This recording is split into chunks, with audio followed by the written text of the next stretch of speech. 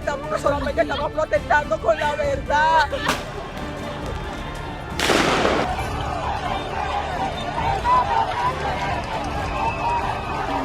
No pudieron con las amenazas, no pudieron ahora y no podrán jamás con la dignidad del pueblo de Venezuela. La OEA denuncia una manipulación electoral aberrante del régimen de Maduro. Dice que los resultados de las elecciones en Venezuela no pueden ser reconocidos mientras crecen las protestas en las calles. Dictaduras felicitan a Maduro, mientras países democráticos rechazan fraude. Por otro lado, Hamás confirma que su líder Ismail Haniyeh fue aniquilado en Irán. Entérese de estas y otras informaciones acompañándonos hasta el final. Al menos 11 personas han fallecido en las manifestaciones. Podemos probar la verdad, dice la oposición. La ONG Foro Penal registra al menos 46 detenciones, mientras que en Venezuela dicen que son más de 700. Además, el régimen expulsa a los diplomáticos de varios países del continente. El gobierno de Costa Rica ofrece asilo político al candidato presidencial venezolano, Edmundo González, y a la líder de la oposición, María Corina Machado, tras conocer que hay órdenes de captura contra ellos. Una docena de países del continente, entre ellos Estados Unidos, rechaza los resultados de las elecciones y exige una revisión de la votación. El gobierno de Venezuela rompe relaciones diplomáticas con las autoridades de Perú al considerar que desconocen la voluntad del pueblo, luego de reconocer a González Urrutia como presidente.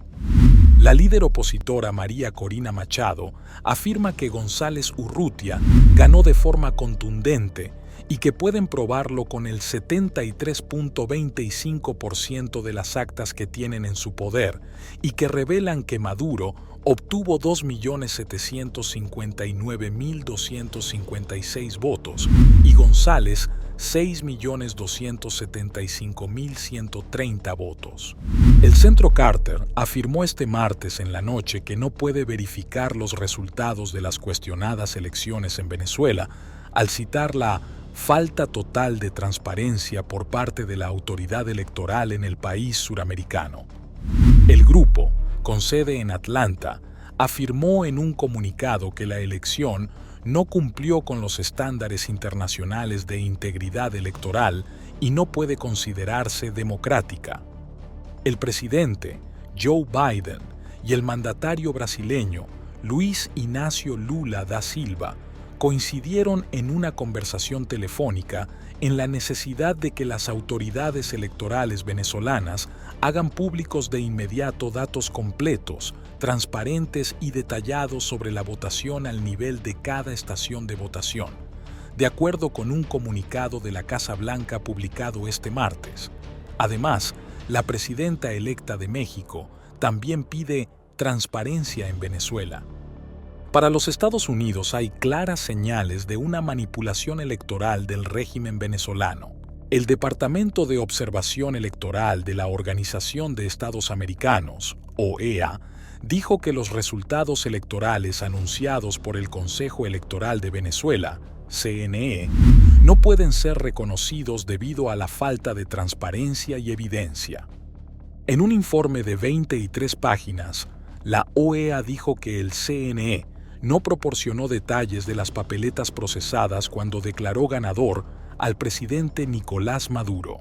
También dijo que otros factores hacen imposible otorgar reconocimiento democrático a los resultados oficiales, incluyendo la resistencia del CNE a la observación nacional e internacional, la renuencia a permitir que testigos de la oposición ingresen a los centros de votación y una contradicción entre los porcentajes anunciados y los ejercicios de verificación ciudadana, entre otras cosas. El informe acusó al gobierno de Maduro de persecución política contra líderes de la oposición, señalando en particular que María Corina Machado, la ganadora de las principales primarias de la oposición, había sido inhabilitada como candidata. El régimen de Nicolás Maduro ha traicionado una vez más al pueblo venezolano, declarando que respeta la voluntad popular mientras hace todo lo posible por manipularla y desconocerla, concluye el informe. La OEA dijo que basó su informe en fuentes primarias y secundarias, incluyendo conversaciones directas con figuras clave del proceso, hallazgos recogidos por iniciativas nacionales de observación y organizaciones de la sociedad civil y comunicaciones públicas de actores políticos e institucionales. Pero dictaduras felicitan a Maduro, mientras países democráticos rechazan fraude. Las dictaduras de Nicaragua, Cuba, China, Rusia o Irán, cercanos al régimen de Nicolás Maduro, han felicitado al líder venezolano por la victoria electoral que él mismo se ha atribuido. Pero hubo otras reacciones que dudan de la victoria de Maduro. Estados Unidos, Argentina, Chile, Perú, Guatemala y Costa Rica desconocieron la reelección del líder chavista para un nuevo mandato presidencial proclamada la noche del domingo por el Consejo Nacional Electoral, CNE, con un 51.2% de votos para el actual gobernante frente al 44.2% del aspirante opositor. Los gobiernos de estos países cuestionaron la transparencia y legitimidad del proceso electoral, calificándolo como fraudulento y señalando que no refleja la voluntad del pueblo venezolano.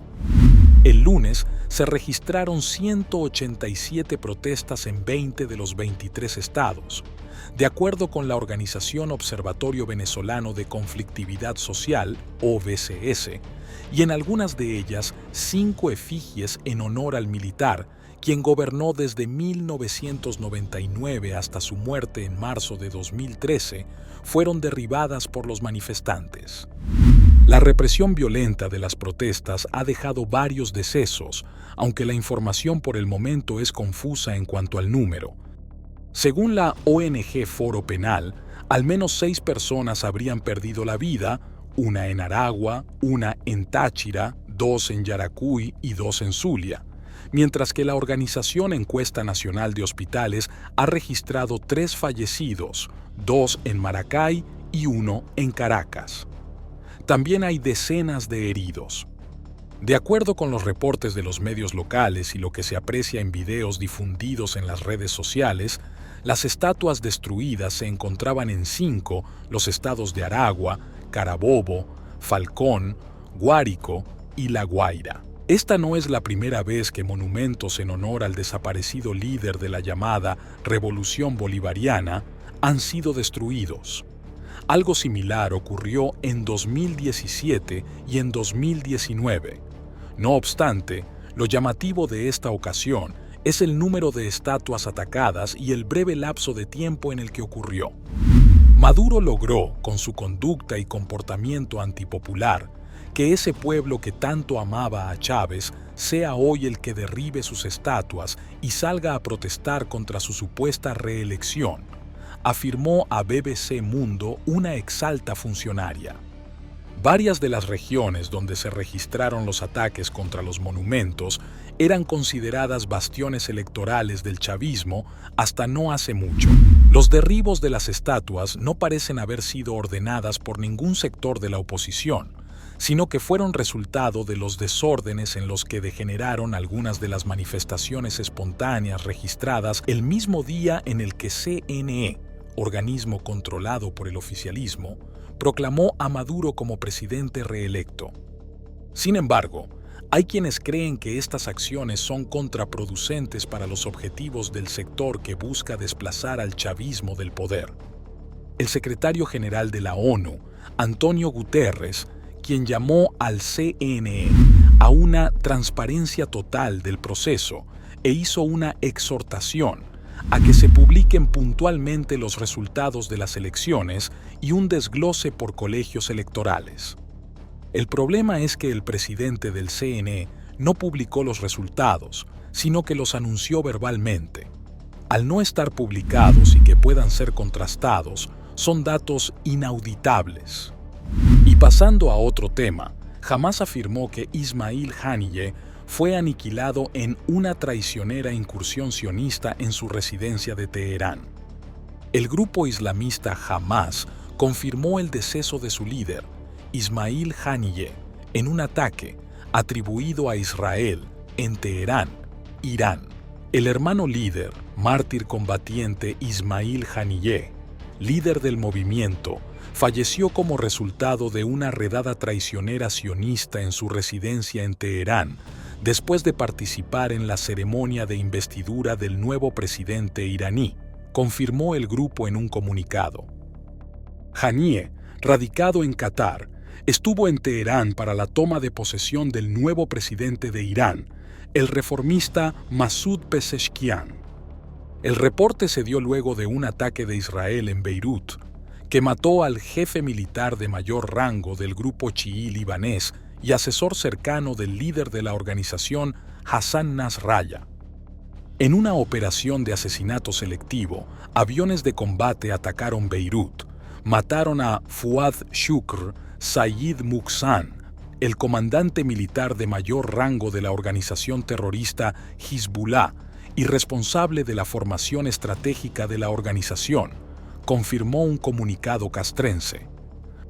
El ejército israelí confirmó horas antes haber bombardeado Beirut en una operación dirigida contra el comandante responsable del fallecimiento de niños en Magdal Shams, en referencia al ataque atribuido a Hezbollah en el que perdieron la vida 12 menores de entre 10 y 16 años, pero hasta ahora no había difundido su identidad.